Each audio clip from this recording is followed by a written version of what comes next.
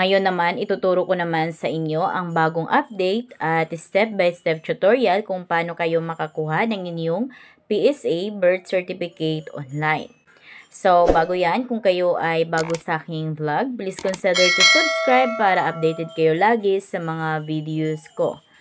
Ngayon guys, open nyo lang yung Google search ng cellphone ninyo. Click nyo lang yan. Dito sa may search, i-click nyo lang yan.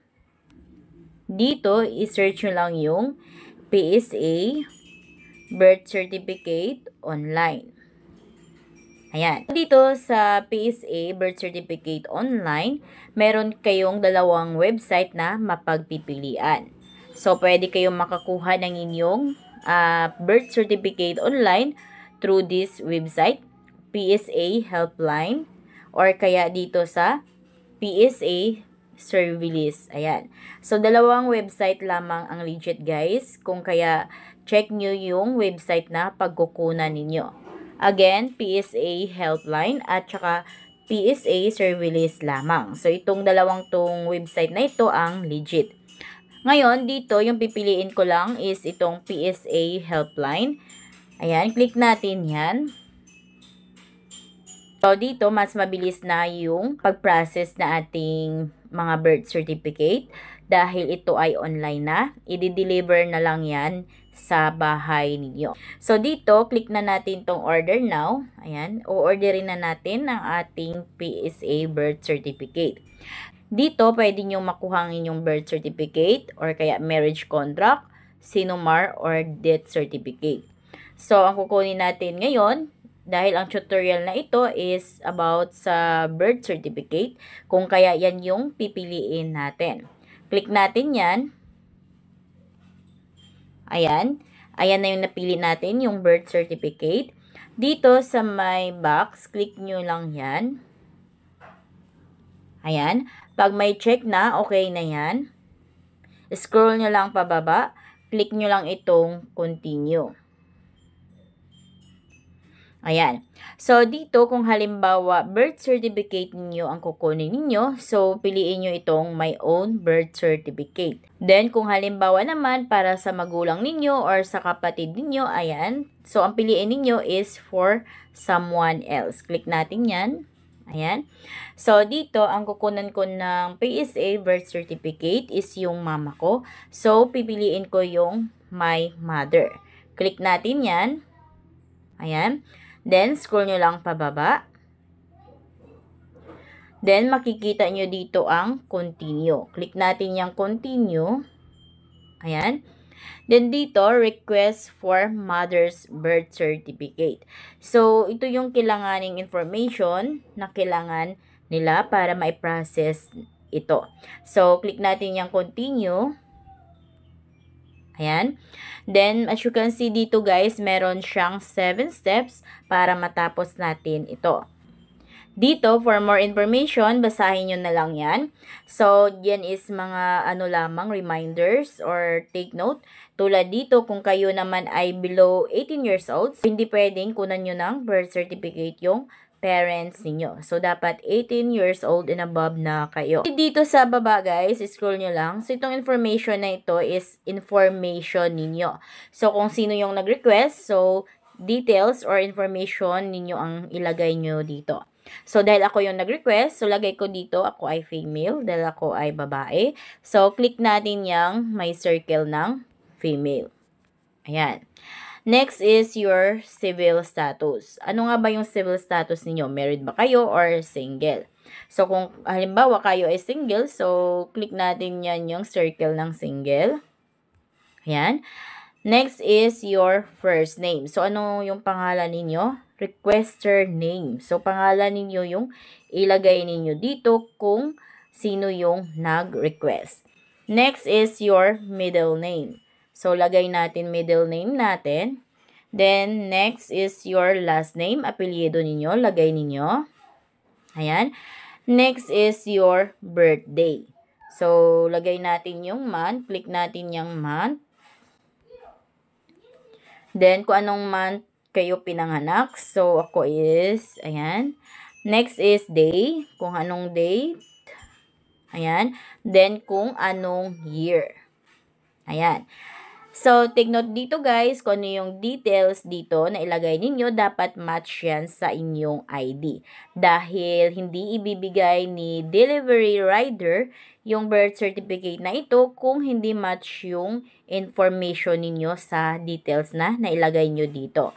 Kung ano yung nasa ID ninyo, match yan lahat dito. Kaya double check ninyo. Next is the government issued ID. So, select ID type. Ayan.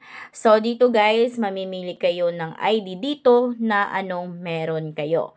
So, kayo yung nag-request ng birth certificate na ito. Kung kaya sa inyo din ibibigay ni rider, delivery rider yung birth certificate na ito at hahanapan kayo ng ID. So, kung ano yung ID na pinili ninyo dito, so yun yung ID na ipakita ninyo sa delivery rider. So, kung ano yung available na ID na meron kayo. So, sa akin, driver's license. Sa akin, ito yung merong ID na meron ako. LTO, driver's license. Click natin yan. Ngayon, click continue. Ayan, dito naman tayo sa mother's name. So, ito na yung details or information sa inyong birth certificate na kukunin. So, yung kukunan ko ng birth certificate is yung mama ko. So, details niya yung ilalagay ko dito. So, lagay natin dito yung first name niya, middle name niya. Pero dito sa middle name, may optional naman. So, pwede yung hindi lagyan. Next is your mother's last name. Anong apelyido ng mama ninyo sa pagkadalaga. Next is your mother's birthday. So, kung kailan siya pinanganak, birthday niya, month, day, at saka year. Then, after nyo ma-double check yung information dito, kung tama naman, click nyo na itong continue. Next is your grandfather's name. So, dahil ako yung nag-request, so, pangalan ng lulo ko yung ilalagay dito.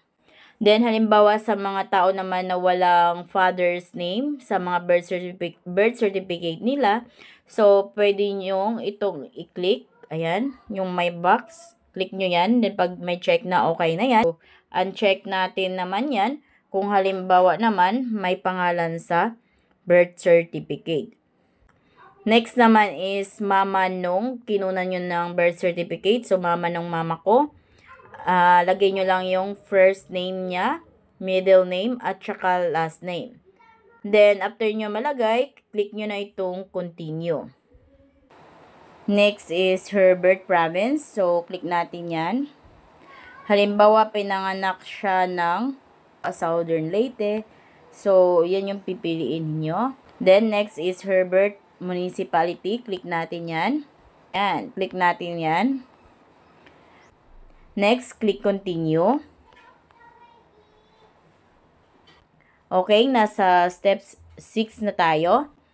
Dito, ano nga ba yung purpose? Bakit tayo kukuha ng PSA birth certificate? So, andito yung mga list of purpose. So, pili kayo kung ano yung applicable sa inyo. So, ako, kukuha ako ng birth certificate ng mama ko para sa passport niya. Kung kaya ito yung pipiliin ko, click natin yan. Ayan. So, hanapan kayo kung anong country. So, hindi naman magta-travel yung mama ko. So, piliin na lang natin tong others. Click others. Ayan. Then, reason. So, for ID application. Ayan. So, nasa inyo kung anong reason ilagay ninyo. Kung halimbawa wala dito sa mapagpipilian kung bakit nga ba kayo kukuha ng passport. So, piliin ninyo others, then lagay nyo yung reason kung ano nga bang reason kung bakit kayo kukuha ng PSA birth certificate. Ngayon, click continue na tayo. So, dito sa step 7 na, so, mamimili kayo dito kung i-door to door yung pag-deliver ng PSA birth certificate sa inyo or kaya pwedeng i-pick up nyo. So, kung pick up naman guys, selected lamang yung branch na pwedeng pag-pick upan. Kung kaya I suggest, mas maganda nationwide door to door para kahit saang sulok ka man ng Pilipinas is ihahatid yung birth certificate sa inyo.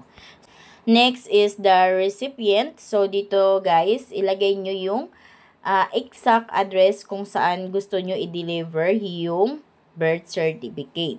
So, dito, lagay natin yung complete address.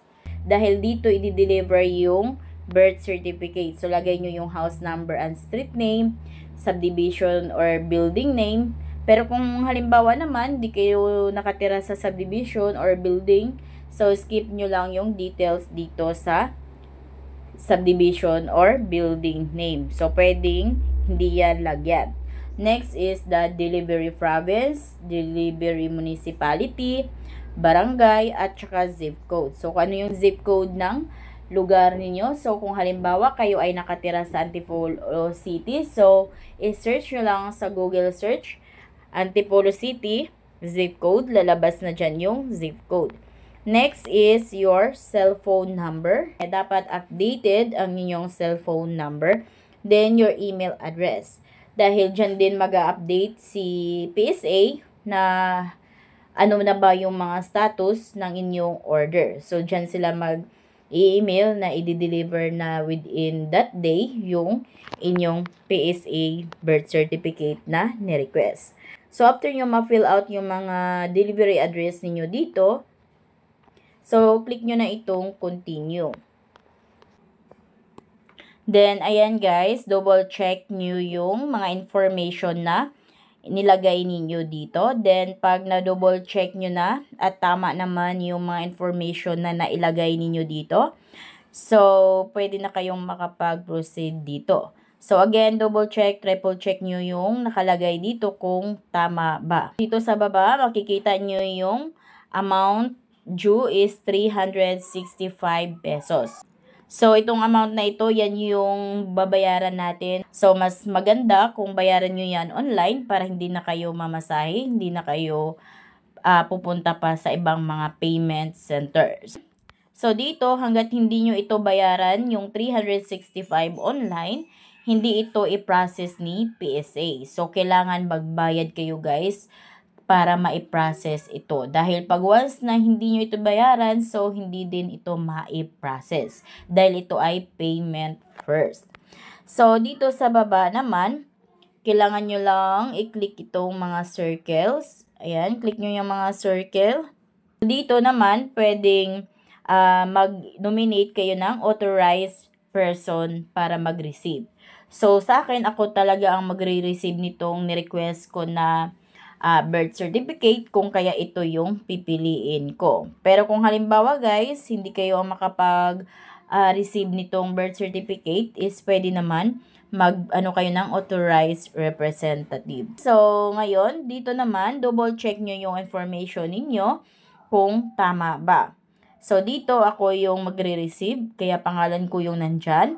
Then, ito yung address na pagdideliveran ng birth certificate. At ito naman yung ID, yung ipipresent ko sa delivery rider pag once na i-deliver na sa akin yung PSA. So, dito sa my box, click na natin yan. Ayan. Then, click continue. Ayan. So, ito na yung ating birth certificate. Ayan, nag-text na si... Check natin yung PSA helpline na text. Ayan, you can now pay your order with reference number.